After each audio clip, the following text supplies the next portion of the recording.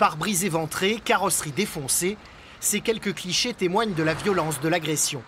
Les faits se sont produits ici, à l'entrée du Vieux-Lyon, vers 23h30, dans la nuit de vendredi à samedi. Un couple et sa petite fille de 2 ans viennent spécialement de Villefranche pour fêter la victoire de l'Algérie en Coupe d'Afrique des Nations. Ils sont alors violemment pris à partie par une vingtaine d'individus cagoulés et armés. Juste parce qu'on avait le drapeau d'Algérie à la fenêtre, ils m'ont encerclé, ils sont venus avec des battes de baseball, ils m'ont brisé le pare-brise avant, pare-brise arrière, ils nous ont défoncé la voiture, une attaque violente, ils ont voulu me tuer quoi, avec mon épouse, mon bébé derrière. Et mon épouse, elle a eu le réflexe de prendre ma petite et de la protéger. Elle s'est pris des chaises. On l'a traité de sale arabe. On va vous tuer. Comme le montre cette vidéo publiée sur les réseaux sociaux, plusieurs autres agressions à caractère raciste ont été perpétrées à Lyon cette nuit-là, des 2 côtés de la Saône. Pour les élus et habitants du Vieux-Lyon, ces violences auraient été commises par plusieurs militants d'extrême droite qui sévissent depuis de nombreuses années dans le quartier.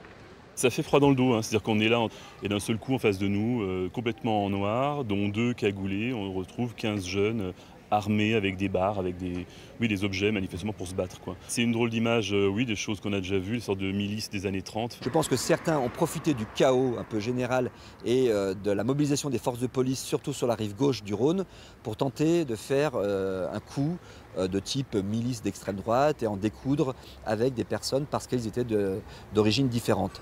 Pour la Ligue internationale contre le racisme et l'antisémitisme, il y a urgence à agir. Si le bastion social a été dissous il y a 3 mois, d'autres groupuscules d'ultra-droite comme Génération Identitaire sont toujours actifs à Lyon. Quand on voit des personnes cagoulées qui descendent dans la rue avec des battes de baseball et qui s'en prennent à des passants, ça fait peur. Parce qu'on se dit quelle sera la prochaine étape. On le voit à Rouen, il y a eu une agression raciste qui s'est finie tragiquement par un meurtre. En France, aujourd'hui, en 2019, on meurt de racisme et d'antisémitisme.